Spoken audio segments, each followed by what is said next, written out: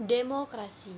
Demokrasi adalah bentuk pemerintahan di mana setiap warga negaranya memiliki hak dan kewajiban setara untuk pengambilan keputusan yang dapat mengubah hidup mereka. Demokrasi mengizinkan setiap warga negaranya berpartisipasi baik secara langsung maupun melalui perwakilan dalam pengambilan atau pengembangan dan pembuatan hukum. Demokrasi. Demokrasi adalah sarana pelaksanaan kedaulatan rakyat yang dilaksanakan secara langsung, umum, rahasia, jujur, dan adil dalam Negara Kesatuan Indonesia berdasarkan Pancasila dan Undang-Undang Republik Indonesia 1945. Dan pemilu merupakan sarana bagi rakyat untuk menjalankan kedaulatan dan merupakan lembaga demokrasi. Asas demokrasi. Asas demokrasi sendiri terbagi menjadi asas kerakyatan, asas musyawarah, dan juga asas penjamin hak asasi manusia atau biasa disebut dengan HAM. Nah, pada asas kerakyatan di sini merupakan asas kesadaran untuk cinta kepada rakyat serta memiliki jiwa kerakyatan, baik nasib maupun cita-cita. Nah, pada intinya adalah demokrasi Pancasila ini memiliki dasar rasa cinta dan padu dengan rakyat supaya tercipta cita-citanya yang satu. Berikut dengan asas musyawarah. Asas musyawarah ialah asas yang memperhatikan aspirasi dan kehendak seluruh rakyat melalui forum permusyawaratan. Hal tersebut untuk menyatukan pendapat serta mencapai kesepakatan bersama atas kasih sayang, pengorbanan, serta kebahagiaan bersama. Pada asas ini, demokrasi Pancasila memiliki dasar bahwa musyawarah merupakan media untuk mempersatukan pendapat secara kasih sayang dan pengorbanan untuk kebahagiaan rakyat Indonesia. Dan yang terakhir yaitu asas penjamin hak asasi manusia. Demokrasi Pancasila sangat menjunjung tinggi HAM. Setiap warga negara dijamin atas HAM-nya dan tidak dibeda-bedakan atas status sosialnya. Di sini, negara tidak boleh menghalang-halangi atau bahkan menutup kebebasan penyampaian aspirasi yang dilakukan oleh warga negara, karena semua itu telah dijamin dalam undang-undang yaitu UUD tahun 1945 pasal 28.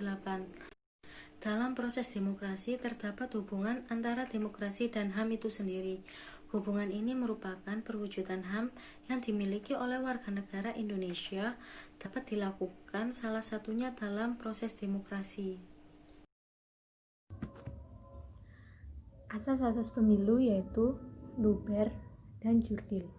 Luber yaitu langsung, umum, bebas, dan rahasia. Langsung berarti masyarakat sebagai pemilih memiliki hak untuk memilih secara langsung dalam pemilihan umum sesuai dengan keinginannya sendiri tanpa perantara. Umum berarti pemilu berlaku untuk seluruh warga negara yang memenuhi syarat. Pemilu tidak membedakan agama, suku, ras, dan budaya. Bebas berarti seluruh warga negara yang memenuhi syarat sebagai pemilih pada pemilu bebas menentukan siapa yang menjadi wadah aspirasinya tanpa ada tekanan apapun. Rahasia berarti dalam menentukan pilihannya, pemilih dijamin kerahasiaan atas pilihannya. Pemilih memberikan suara pada surat suara dengan tidak diketahui oleh siapapun. Kemudian jurdil, jujur dan adil.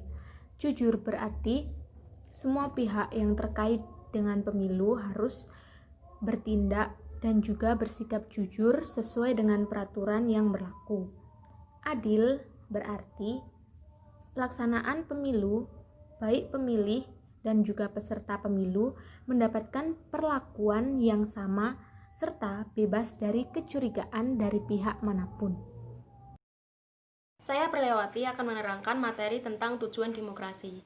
Tujuan demokrasi yang pertama ialah memberi kebebasan dalam berpendapat dan berekspresi.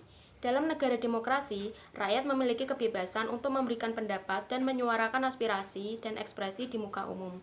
Dan yang kedua adalah mencegah perselisihan antar kelompok. Dalam negara demokrasi, masalah konflik yang terjadi diselesaikan dengan musyawarah hingga diharapkan dengan menganut sistem demokrasi bisa mencegah adanya perselisihan antar kelompok. Dan yang ketiga adalah menciptakan keamanan dan ketertiban bersama. Demokrasi menjamin hak-hak tiap warga dan mengedepankan musyawarah untuk mencari solusi bersama hingga keamanan bersama bisa terjalin. Dan yang keempat, mendorong masyarakat aktif dalam pemerintahan. Demokrasi mengedepankan kedaulatan rakyat, artinya rakyat dilibatkan dalam proses pemerintahan, mulai dari pemilihan umum secara langsung hingga memberi aspirasi terkait kebijakan publik. Rakyat juga didorong untuk aktif terlibat dalam bidang politik guna memajukan kinerja pemerintahan negara tersebut. Dan yang kelima adalah membatasi kekuasaan pemerintahan. Kekuasaan tertinggi dalam negara demokrasi ada di tangan rakyat. Artinya, rakyat berhak memberi aspirasi dan kritik pada pemerintahan. Sistem demokrasi ini membatasi kekuasaan pemerintahan agar tidak jadi diktator atau kekuasaan absolut. Tujuan dari pemilu yang pertama yaitu pemilu sebagai implementasi kedaulatan rakyat. Kedaulatan terletak di tangan rakyat. Hal ini karena rakyat yang berdaulat tidak bisa memerintah secara langsung. Yang kedua yaitu pemilu sebagai sarana membentuk perwakilan politik. Nah, melalui pemilu, rakyat dapat memilih wakil-wakil yang dipercaya untuk menyalurkan aspirasi dan kepentingannya. Yang ketiga yaitu pemilu sebagai sarana penggantian pimpinan secara konstitusional. Nah, melalui pemilu, pemerintah yang aspiratif akan dipercaya rakyat untuk memimpin kembali. Sebaliknya, jika rakyat tidak percaya, maka pemerintahan tersebut harus berakhir dan harus berganti. Yang keempat yaitu pemilu sebagai sarana pemimpin politik memperoleh legitimasi. Nah, maksudnya pemberian suara pada pemilih dalam pemilu pada dasarnya merupakan pemberian mandat rakyat kepada pemimpin yang dipilih untuk menjalankan roda pemerintahan. Dan yang terakhir, pemilu sebagai sarana partisipasi politik masyarakat. Nah, melalui pemilu, rakyat secara langsung dapat menetapkan kebijakan publik melalui dukungannya kepada kontestan yang memiliki program aspiratif. Saya Rima Agustina akan menjelaskan tentang dasar hukum demokrasi dan pemilu. Dasar hukum demokrasi ada 4. Yang pertama, pembukaan Undang-Undang Dasar 1945 alinea keempat. Yang kedua, pasal 1 ayat 2 UUD 1945 yang berbunyi, kedaulatan berada di tangan rakyat dan sepenuhnya dilakukan oleh Majelis Permusyawaratan Rakyat. Yang ketiga, pasal 28 UUD 1945 yang berbunyi, kemerdekaan berserikat dan berkumpul, mengeluarkan pendapat dengan lisan dan tulisan dan ditetapkan di dalam undang-undang. Yang keempat, pasal 28E ayat 3 UUD 1945 yang berbunyi, setiap orang berhak atas berserikat, berkumpul, dan mengeluarkan pendapat. Kemudian, dasar hukum dari pemilu di Indonesia yaitu Undang-Undang Nomor 7 Tahun 2017 tentang Pemilihan Umum atau Pemilu. Studi kasus, kelompok kami membahas mengenai pelaksanaan pemilu di tengah pandemi. Permasalahannya, 1. Susah untuk mengadakan debat dan kampanye secara langsung dan besar-besaran. 2.